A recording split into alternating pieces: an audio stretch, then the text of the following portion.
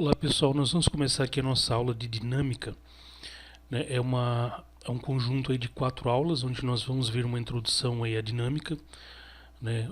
Os conceitos de força, força resultante, as leis de Newton, aplicações das leis de Newton, tá? Então são 2 blocos, então tem a parte 1 e a parte 2, e a parte 1 e a parte 2. Né? A parte 1 agora vai ser em 4 videoaulas, tá? Então porque o assunto é extenso, não dá para fazer uma videoaula só, e a gente sempre tem bastante coisa para comentar de interessante aí, né? Sempre algo a acrescentar, tá? Então, nosso conteúdo de dinâmica, essa primeira parte aí, né, vai até aplicações das leis de Newton. Então, nós vamos ver, né, bastante coisa, tem bastante coisa para discutir, né, de uma forma bem interativa, de uma forma bem interessante, bastante coisa para falar sobre o tal do Newton, tá? E sobre as suas leis, né, as leis da mecânica.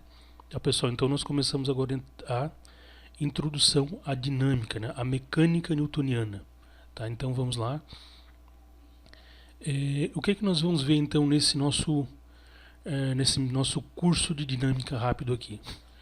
Tá? Esses vídeos estarão no YouTube também, mas é destinado preferencialmente, né, aos alunos do primeiro ano da Escola de Educação Básica ali no Pessoa, onde eu sou professor, Henrique Fontes, e a turma do primeiro ano noturno do Escola de Educação Básica Martim Alves dos Santos. Tá? Esses vídeos estarão no YouTube, estarão postados no Google Class, estarão postados também no site Mais Física. Tá? Então tem 3 canais onde todas essas videoaulas podem serem acessadas aí, se você tiver interesse para estudar, para complementar seus estudos aí, né? E os meus alunos, né, recomendo fortemente que assistam essas videoaulas, tá? Então, o que nós iremos estudar, pessoal, nessa introdução dinâmica que nós vamos começar a primeira aula hoje aí? O conceito de força, os tipos de interação, né, como que essas forças agem sobre um corpo, tá, e como que os corpos trocam forças entre si. As forças fundamentais da natureza, nós vamos discutir aí as 4 forças fundamentais da natureza, não vamos entrar em detalhes, né, porque se eu entrar em detalhes sobre as forças fundamentais da natureza, eu já entro lá em magnetismo, eu já entro, né, em física nuclear, então já fica um pouco mais complicado, mas a gente vai dar uma pincelada geral sobre as 4 forças fundamentais da natureza. A força resultante, né, e para entender a força resultante a gente vai lá relembrar dos nossos estudos sobre vetores, né, então a gente vai usar agora o caráter vetorial para analisar um conjunto de forças que vai atuar sobre um corpo. As leis de Newton, né, as 3 famosas leis de Newton, que muita gente já viu aí no 9º ano, a gente vai rever, acrescentar algumas informações, né, fazer um estudo um pouco mais assim aprofundado do caso, tá? E algumas aplicações das leis de Newton, tá? Análise de alguns exercícios onde é praxe, né, onde se aplica as leis de Newton ali, tá? Alguns mecanismos, algumas situações físicas onde eu posso analisar quais são as forças que estão atuando ali e aplicar, né, as leis de Newton, certo? Pessoal, conceito de força. Um dos principais conceitos da física, né, que a gente começa a estudar lá no primeiro ano do ensino médio, na dinâmica, após ver toda a parte lá de, geralmente, né, esse é a ordem, né, nós vemos toda a parte lá de cinemática, MRU, MRUV, eventualmente movimento oblíquo, movimento circular, né, movimentos que diferem quanto à trajetória e a variação de velocidade. A gente entra na dinâmica, tá? Então, primeiro, dinâmica é a área da física que estuda, né, é a área da mecânica, desculpa, é a área da mecânica que vai estudar as causas do movimento, as causas dos movimentos, tá? Que para ter movimento é preciso que tenha esse elemento que a gente vai estudar agora chamado força, tá? Se você tiver, por exemplo, na tua casa ali uma cadeira ali, né, qualquer corpo parado, um armário dentro do teu quarto, né, você não vai esperar que aquilo ali se mova, né, do nada. Né? Se mover do nada, assim, sai correndo, pula pela janela, cara, né? Chama o exorcista aí, tá? Mas se eu tenho um corpo em repouso, para que ele saia do repouso e entre em movimento, ganhe velocidade em relação ao referencial piso, ou referencial onde ele está posicionado ali, é preciso que seja aplicada uma força, tá? A gente vai ver depois que também esse elemento que vai ser movimentado também aplica uma força contrária, tá? Então o que é força, pessoal? Força é a capacidade de um corpo, de um sistema, né, é a capacidade, de modo geral, de se alterar o estado de movimento de um corpo. Ou seja, a capacidade de, se o corpo estiver em repouso, colocar em movimento, ou se o corpo estiver em movimento, trazer para o repouso em relação ao referencial onde ele está colocado. Tá? Então está aqui a nossa definição, capacidade de alterar o estado de movimento de um corpo ou sistema de corpos. E um desfecho interessante, ele resulta da interação entre corpos. Sim, para eu ter força, eu preciso ter interação entre os corpos. As forças resultam, né, de um corpo alterando o estado de movimento de outro. Então tem que ter interação entre corpos. Né? Então, um corpo sozinho, ele não existe no universo. Eu não posso dizer que no universo existem corpos isolados que não recebam, não troquem força com nenhum outro corpo. Né? Sempre vai existir. Ah, mas se eu tiver um planeta isolado, perdido no espaço sideral, fora da órbita de uma estrela, ele vai estar sujeito a alguma força? Vai. Vai estar sujeito a alguma força gravitacional, muito fraca, mas vai. Tá? Então todos os corpos trocam forças com todos os corpos. Então assim, né? Se a gente vai ver depois que se a força for do tipo gravitacional é a distância, né? Se a força entrar em contato com o corpo a ser movido, é uma força de contato. Então a gente vai analisar depois os tipos de interação, tá? Mas não existe nenhum corpo no nosso universo aqui próximo que não seja submetido a algum tipo de força, tá? Ou ela pode ser magnética, ela pode ser gravitacional, ou elétrica, sempre vai ter alguma força atuando. Não existe, não posso dizer assim, existe um corpo universo que não tem nenhuma força atuando sobre ele. Mesmo um corpo estando parado, estando em repouso, por exemplo, se você ficar parado em pé, né, aí no assoalho da tua casa, no solo, no chão, né, mas eu estou parado sem me movimentar, eu estou inerte, né, que nem ou mesmo, né, um móvel qualquer aí, tá parado. Em relação ao piso ali de uma sala, ele está parado. Tem força atuando? Ah, mas está parado. Tem força-peso puxando para baixo ali, não está flutuando. A força-peso, né, que é a força gravitacional com que a massa da Terra atua sobre os corpos, está atuando ali. Tá? Então tudo que está coladinho, parado no chão, está submetido a uma força?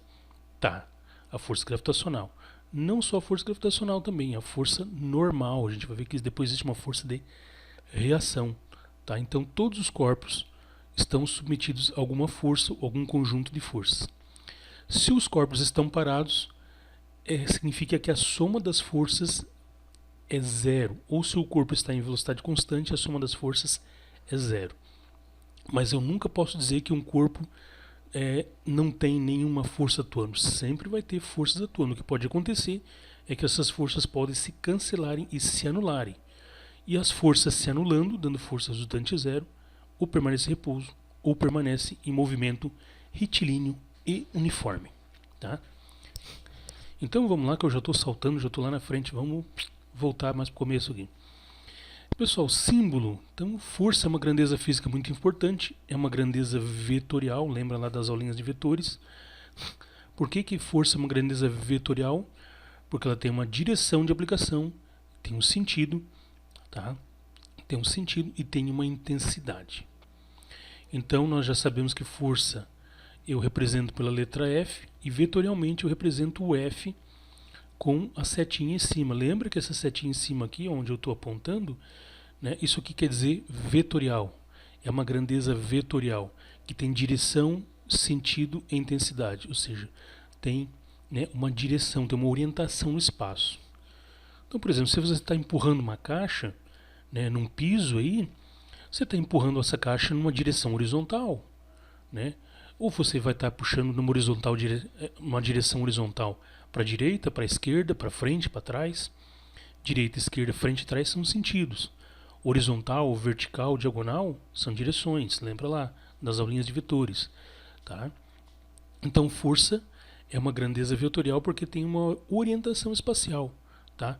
A força sempre vai estar atuando numa direção ou, né, uma direção e sentido e vai ter um valor, né, vai ter uma intensidade, né, vai ter ali o comprimento do vetor que representa a força. Lembra lá das notações, tá? Que vai ser de tantos newtons, tá? Então, lembra lá a grandeza vetorial. Tem sempre uma direção, um sentido, uma intensidade, um módulo. Intensidade ou módulo é o valor calculado ou medido. Direção essa é vertical horizontal, sentido, essa é para a direita, para a esquerda, para cima, para baixo, tá? Essa flecha com a notação de força, com notação vetorial de força, é usada para representar uma força aplicada, tá? Então, quando nós fazemos os desenhinhos ali, os esqueminhas para resolver os probleminhas de força, né, a gente vai ter sempre, saindo do corpo que vai ser submetido a um conjunto de forças, uma flechinha. Essa flecha significa a força aplicada ou a força aplicada resultante, tá? Então, quando eu boto uma flecha assim saindo do corpo que vai ser movimentado, ou, né, espetando, apontando para o corpo que vai ser movimentado, significa que aquela força está sendo aplicada, tá? Ela é aplicada. E eu tenho que botar junto também, né, o símbolo da força. As unidades, aqui é importante, muita gente esquece. Pessoal, nós temos, né, para a força uma unidade principal, que é a unidade que pertence ao Sistema Internacional de Unidades, tá? Sistema Internacional de Unidades, nós temos aí como unidades principais, unidades elementares, né? Quilograma para massa, segundo para tempo, quilograma para massa, segundo para tempo e metro para comprimento, tá? Então, a unidade de força é uma unidade composta, tá? Quilograma por metro por segundo ao quadrado é composta por unidade de massa como unidade de aceleração, tá? Mas quando eu vou calcular força, medir força com dinamômetro eventualmente, mas principalmente calcular, né, que a gente não vai medir nada, a gente vai calcular, tá? Quando a gente vai calcular força, aquele número que resulta do teu cálculo, tu tem que botar a unidade identificadora de força, que é o Newton, tá? Só que eu não vou botar QG por ms ao quadrado. Em homenagem a Isaac Newton, que depois a gente vai falar um pouquinho mais sobre o indivíduo aí, o quilograma por metro por segundo ao quadrado foi batizado de Newton, tá? Em homenagem a Isaac Newton aí, que, né, basicamente ele concebeu essa ideia de força aí no século XVI, tá? Então a gente representa a unidade de força por N. Mas o que é o N? O que está embutido no N? O N é o quilograma por metro por segundo ao quadrado. Essa é a unidade do Sistema Internacional. Ah, mas eu vou sempre escrever isso? Não, eu vou usar sempre o N. Sempre o N. Então vai ser uma força, por exemplo, F igual a 10N, maiúsculo, de N de Newton, tá? Então aqui eu tenho outra unidade também, que é a unidade do sistema CGS, tá? Que é o grama por centímetro por segundo ao quadrado. Não é tão utilizado em alguns casos da engenharia, sim, tá? Mas nós não usamos aí para fins didáticos, né? Nós trabalhamos aí com unidades do sistema internacional, tá?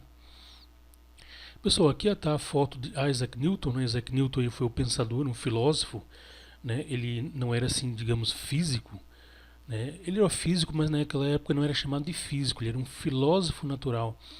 Era um filósofo que se propunha a estudar fenômenos da natureza, não fenômenos psíquicos, né, do ser humano, né, mas ele estudava fenômenos da natureza, fenômenos astronômicos, fenômenos relacionados ao movimento, onde, né, foi a sua maior contribuição aí, tá? E as 3 leis fundamentais da mecânica são dele, as 3 leis de Newton, tá? Então Newton era um pensador aí inglês, né, um pensador inglês que viveu em 1642 e 1727. Depois a gente vai voltar a conversar um pouquinho sobre ele aí. Ele viveu, né? O trabalho que ele fez ali, as 3 leis de Newton, um compêndio de óptica geométrica e mais algumas coisas, ele fez numa época onde estava ocorrendo uma pandemia, tá?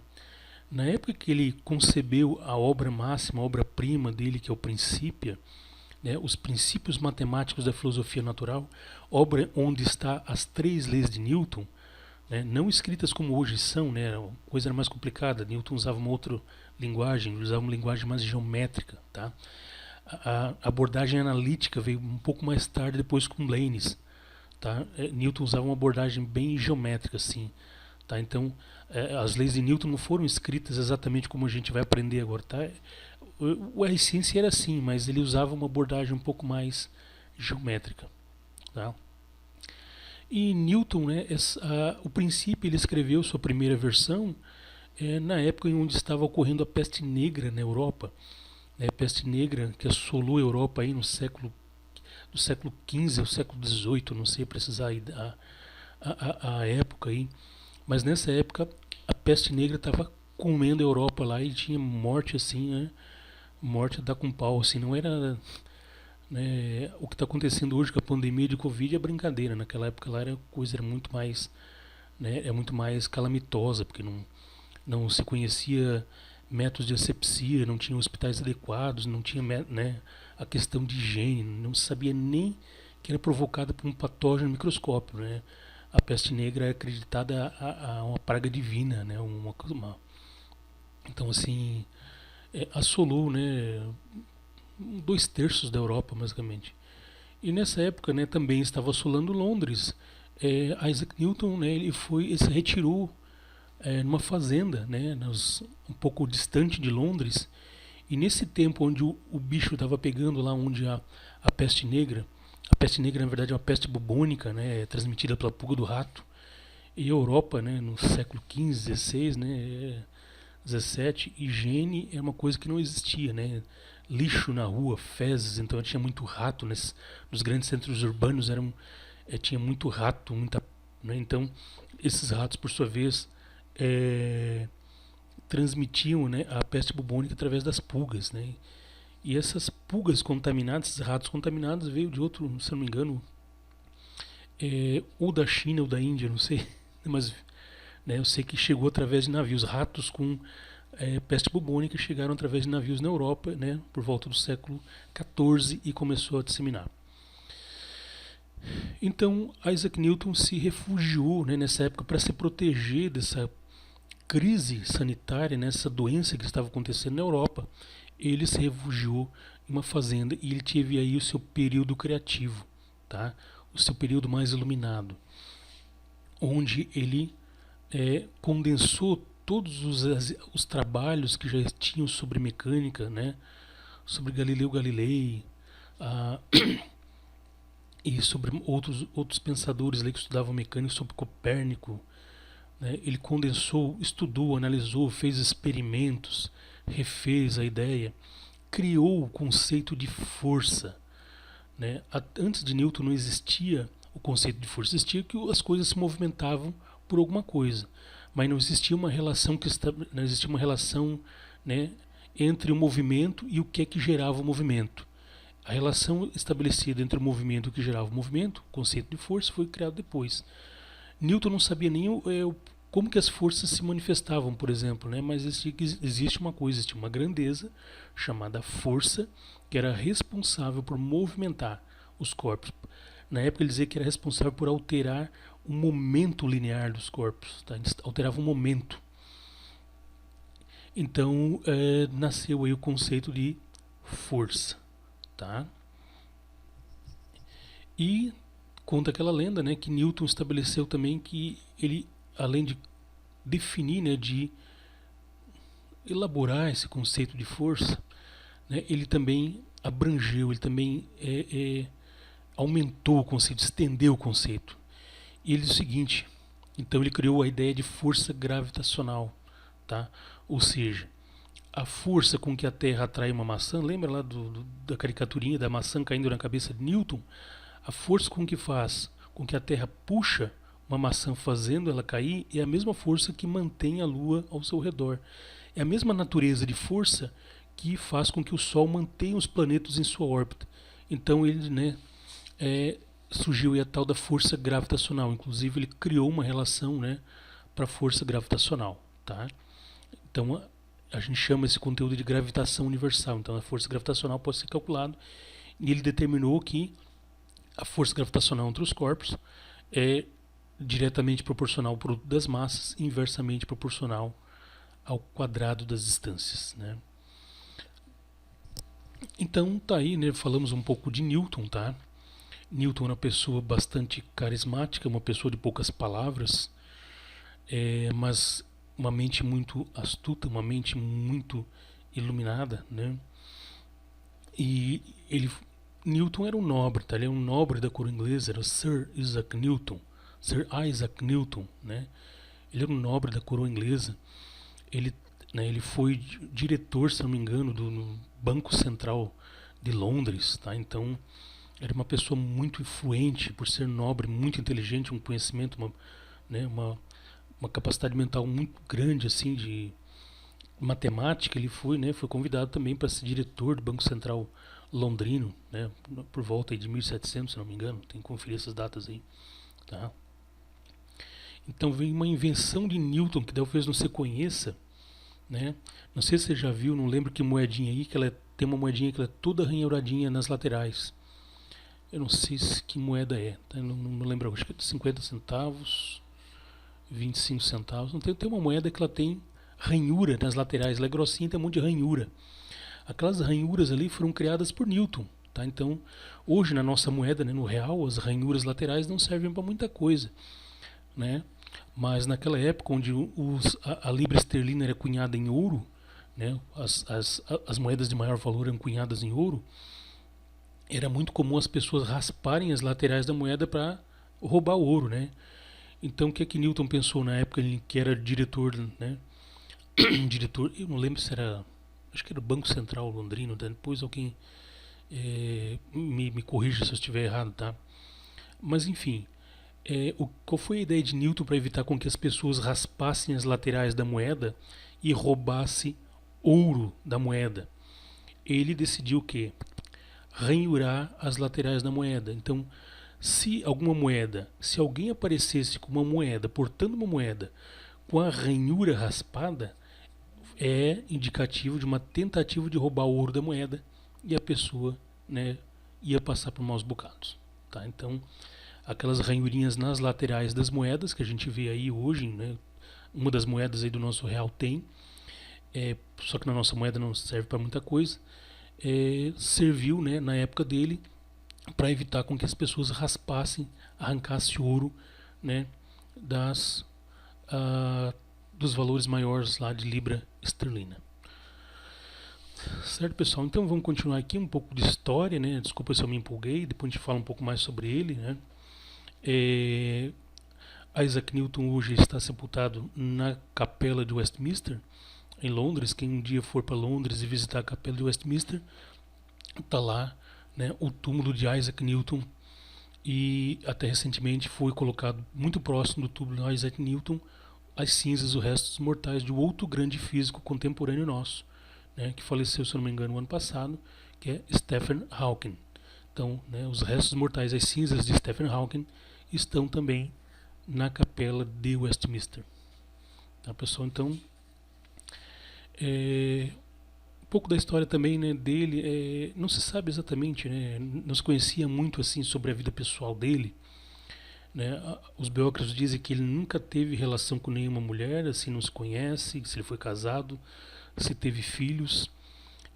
Acredita-se que ele morreu por ter inalado mercúrio, né, vapor de mercúrio, porque Isaac Newton ele era um filósofo natural, ele se envolvia com questões de teologia e ele também era alquimista, né? Os alquimistas são os precursores da química, né? Então muitas das substâncias, dos elementos químicos que tu conhece na tabela periódica hoje, né, não muitos, né, mas alguns foram descobertos através de experimentos alquímicos. E a alquimia era uma coisa meio, né, uma coisa meio mística, né, uma mistura de ciência com misticismo. Os alquimistas acreditavam, inclusive, né, provavelmente vocês já viram aí em filme, em alguma coisa aí, né, que eles acreditavam eles buscavam a chamada pedra filosofal. A pedra filosofal nada mais era o quê? Do que basicamente duas coisas, né? Descobriu o elixir da longa vida, né? E essa busca pelo elixir da longa vida propiciou a descoberta de alguns elementos químicos aí, que hoje estão na nossa tabela periódica. E também, né, a conversão de metais ordinários em ouro, né? A fazer lá a mágica de Midas, né? Tocou no metal, vira ouro. Então esse pessoal tinha, né, essas buscas aí de produzir ouro a partir de metais ordinários e de buscar o elixir de longa vida, tá? Então tem bastante história, né? Aí você consegue bastante história sobre Isaac Newton aí, no YouTube, algumas literaturas também, uma literatura muito legal que eu já li faz um tempo, que é A Dança do Universo, tá? de Marcelo Glazer, que é um físico aí, brasileiro, tá? Também tem bastante coisa aí. Mas vamos lá, vamos parar de falar um pouco de história e vamos, né, no que nos interessa. Pessoal, os tipos de interação. Então as forças, né, eu já falei para vocês que as forças resultam da interação entre corpos. Então, para eu ter força, eu tenho que ter corpos interagindo, ou gravitacionalmente, ou por contato. Um corpo tem que enxergar o outro, tá? Então, eu já te falei que não existe no universo nenhum corpo que não tenha nenhuma força atuando sobre ele. O que vai ter podem ser várias forças se anulando, né? Mas eu não posso, né, te dizer que nenhum corpo tem um corpo que está sem nenhuma força atuando sobre isso. Não existe, tá? Vão ter forças internas, vão ter forças do tipo gravitacional, forças elétricas, sempre vai ter alguma força, tá?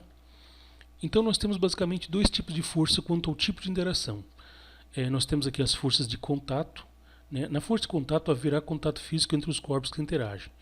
Então, por exemplo, aqui eu tenho uma caixa, né? Uma caixa, para eu movimentar essa caixa eu tenho que puxar ela pela corda, né? Então a corda aqui é o meu elemento de transmissão de força.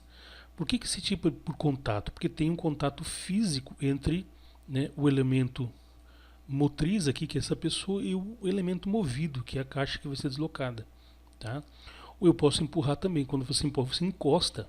Você está encostando no elemento ali, né, no corpo que vai ser movido. Tá? Então é uma força aí de contato. Uma força de contato. Tá? Então, força de contato é aquele tipo que empurra, que puxa, né? Certo? Então, é bem claro, força de contato encostou os corpos que vão alterar o estado de movimento de um ou de outro vão entrar em contato. No caso aqui, o nosso amigo, nessa pessoa, ela vai aplicar uma força e vai alterar o estado de movimento dessa caixa. Ela está em repouso, aplica a força, altera o estado de movimento. A caixa começa a se movimentar, ou seja, ela ganha a velocidade. Tá.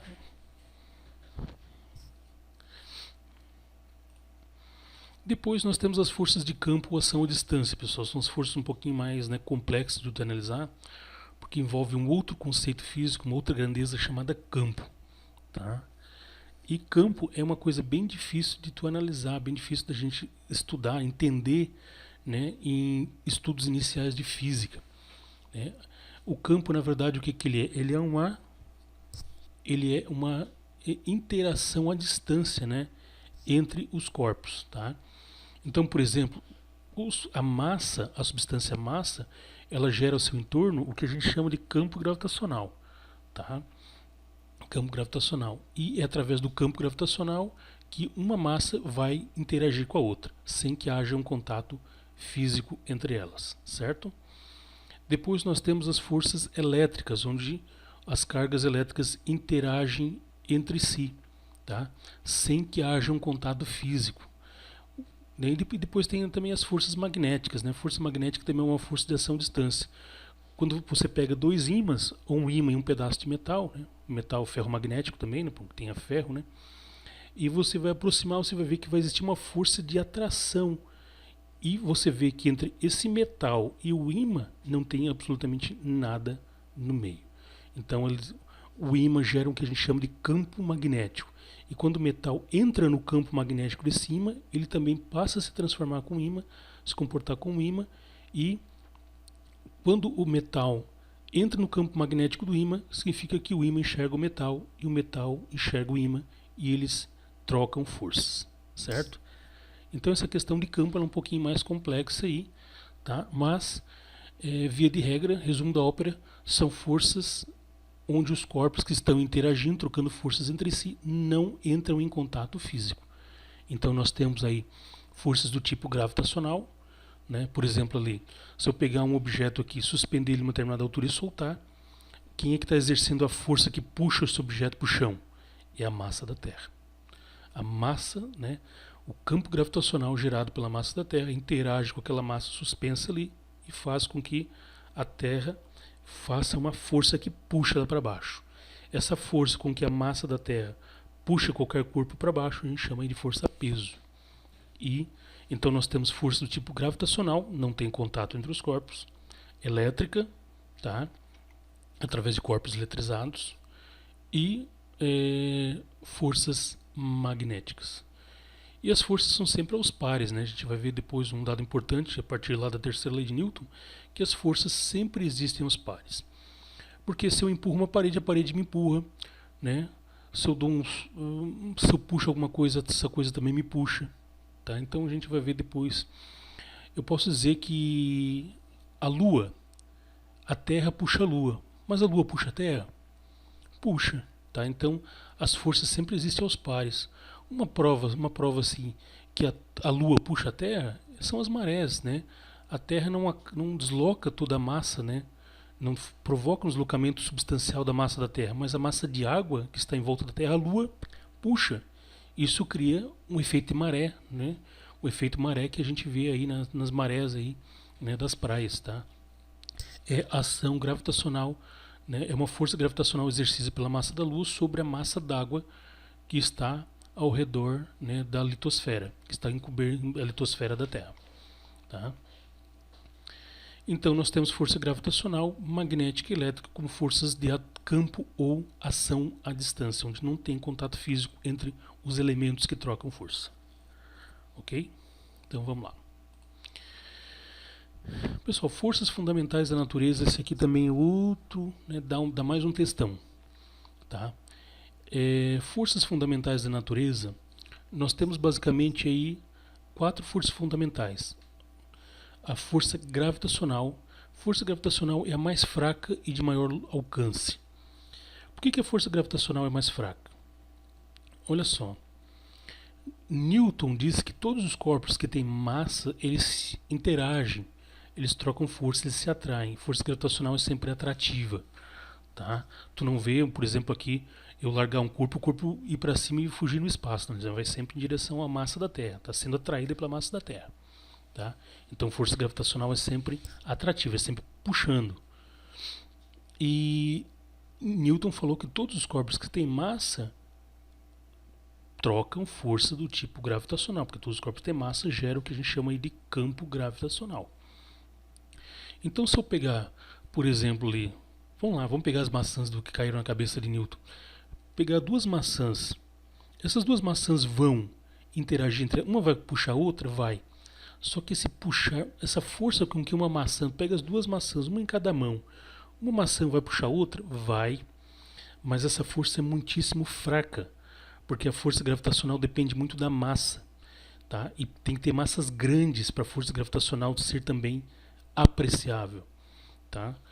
Mas agora eu pego as 2 maçãs que se atraem, se eu largar elas no espaço, elas vão se grudar? Não, elas vão interagir com uma outra massa muito infinitamente maior, a massa da Terra. Então, na verdade, as massas das maçãs interagem, mas uma força insignificante, desprezível, então elas não chegam a se atrair, só que as massas das maçãs atraem com outras massa, interagem com outra massa muito maior que a massa do planeta. Então as maçãs, em vez de se chocarem no espaço, elas vão cair, atraídos pela massa do planeta. Porque Newton diz o seguinte, essa força gravitacional depende do produto das massas. Então a força entre 2 maçãs, vamos lá, meio grama mais meio grama, vamos lá, 100 gramas vezes 100 gramas, dá alguma coisa, dá uma força pequena. Agora 100 gramas vezes quatrilhões, trilhões de toneladas, dá uma força muito grande, tá? Então a força gravitacional ela é palpável, né? Ela é mensurável, observável só quando as massas envolvidas são muito grandes. Quando eu falo massa muito grande, são massas astronômicas, massa de planeta, né? A massa de uma estrela, a massa de um planeta massivo, né? E o suprassumo da concentração de massa, que é os buracos negros, onde tem ali, né, uma singularidade, uma massa, né, comprimida num raio crítico ali, onde, né, distorce, fura, né, o espaço-tempo e coisa e tal. Tá? Então não vamos entrar nesses detalhes aí. Mas então, para ter força gravitacional, tem que ter massas substanciais, tem que ter massas muito grandes. Tá? Por isso que a força gravitacional não é visível, não é palpável, né, entre os corpos ordinários perto, que estão, né, nas nossas proximidades aqui. Tu não vai ver uma caneta atraindo uma caneta, um copo puxando um copo, né? Tu não vai ver uma mesa batendo numa pia, não vai ver, tá? Porque são massas pequenas. A força gravitacional existe, mas ela é desprezível, é nem mensurável. Agora a massa de um planeta já é muito grande. Por isso que a massa do Terra, né, que é muito grande, interage com massas pequenas. Porque a força de interação entre os corpos depende do produto das massas e não de uma massa única específica. Tá?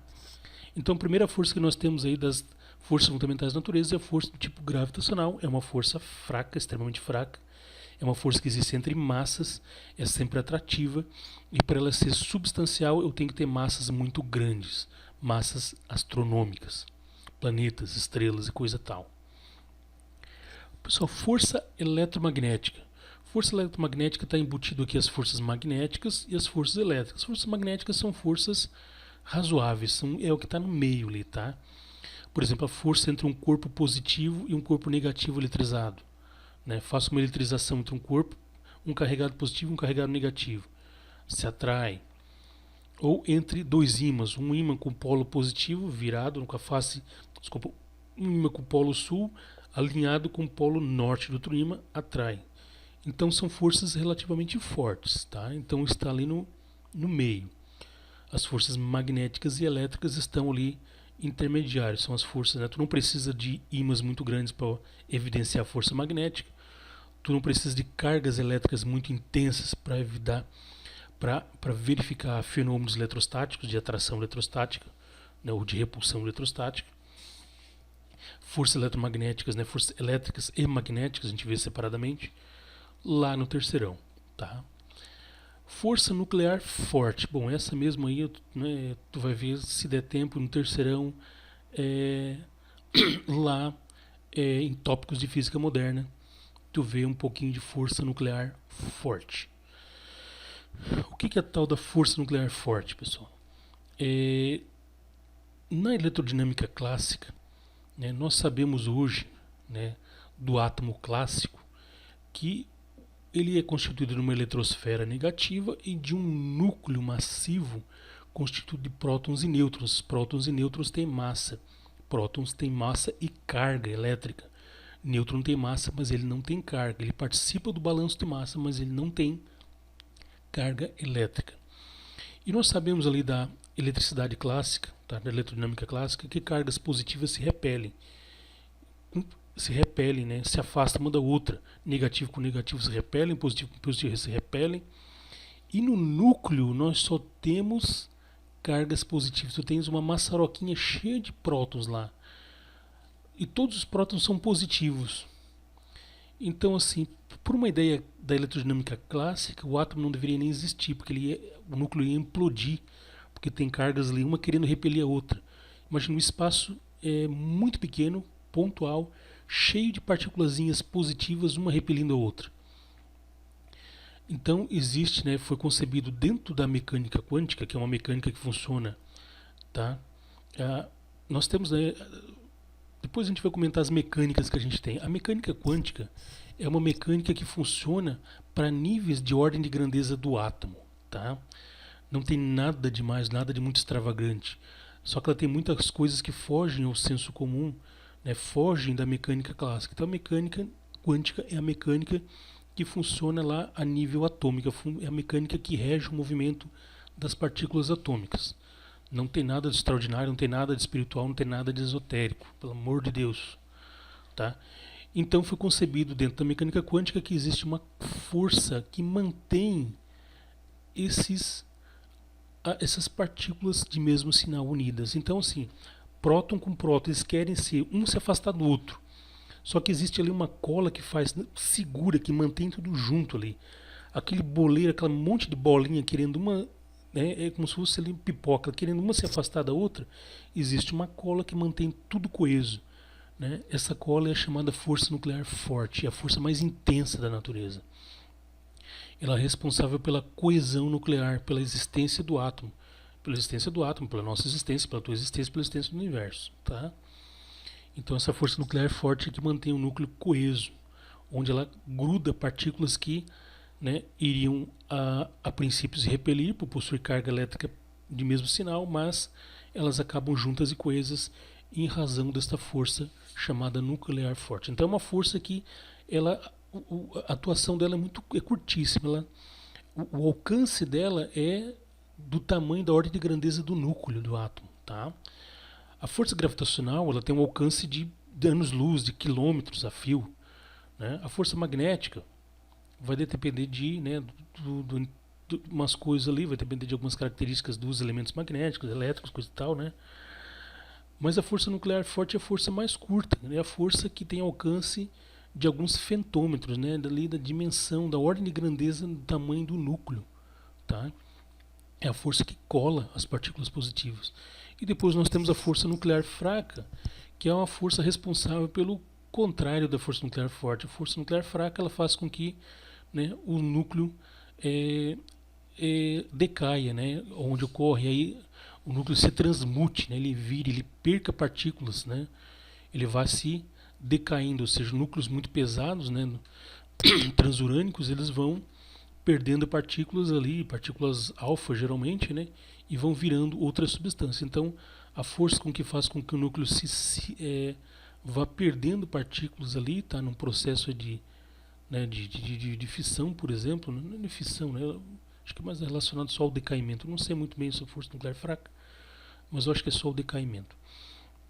Tá, então é uma força também ali de curto alcance que está no núcleo, tá, mas é a força chamada força nuclear fraca, ela é responsável ali pelo decaimento radioativo dos núcleos. Tá? Então essas são as forças fundamentais da natureza. Agora, olha o seguinte.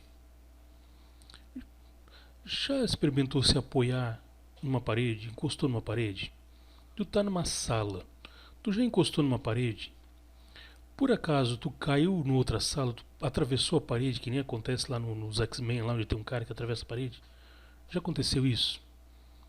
Né? Então tu pode, né, dar um soco numa parede. Claro, não vai, né, destruir a parede, mas dá um soco. Tua mão vai atravessar a parede, assim como se a parede fosse de fumaça, por exemplo? Não vai. Por que não vai? Esta força, né, está dentro da classe de forças eletromagnéticas. A força que faz com que tua mão não entre dentro de uma parede ou não penetre um material sólido como uma pedra, né, é a chamada força, é uma força do tipo elétrica. Né? O que acontece? Como os átomos e substâncias sólidas, os átomos estão mais coesos, né? Quando tua mão se aproxima, a eletrosfera dos átomos da superfície da tua mão interage, né? Repele a eletrosfera dos átomos da superfície sólida ali, onde tu está apoiando tua mão. Então tua mão não penetra numa parede, ou tua mão não penetra numa substância sólida, né? Se tu se encostar numa parede, tu não vai cair para o outro lado, como se a parede fosse feita de fumaça, porque, né, as eletrosferas da superfície, dos átomos da superfície do teu corpo, né, são repelidas pelas eletrosferas dos átomos da superfície daquele parede. Então, eletrosfera é elétron com elétron, negativo com negativo repele. Tá? Então, é uma interação elétrica. O fato de tu botar a mão numa parede, empurrar uma parede e a tua mão não entrar nesta parede, como se a parede fosse feita de fumaça, né, é uma interação elétrica, é a interação entre átomos, entre eletrosferas de átomos se repelindo. Tá?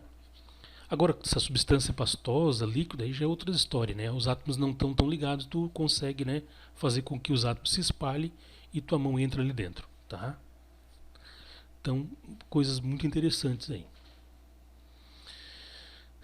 Pessoal, então aqui eu tenho, né, alguns tipos de interação, né? A força nuclear fraca, eu tenho aqui né, emissão de partícula alfa, né, emissão de um núcleo de hélio, raios gama, né, um próton, a nuclear forte. Então isso aqui, né, o núcleo dos átomos tem mais ou menos esse formato clássico, né, onde eu tenho os prótons, eles são ligados por uma força nuclear forte, a força do tipo gravitacional, né, resultante da interação entre massas, e eu tenho aqui, né, força elétrica, né, a força elétrica atuando, elétrica e magnética. A gente vai ver depois, mais para frente, né, lá no terceirão, que existe uma relação muito grande entre eletricidade e magnetismo. E a gente já viu, né, a gente vai ver que a gente consegue produzir magnetismo através de eletricidade e eletricidade através de magnetismo. Tá? Por isso que força eletromagnética, a gente botou essas duas forças numa classe só. Então essas são as forças fundamentais da natureza.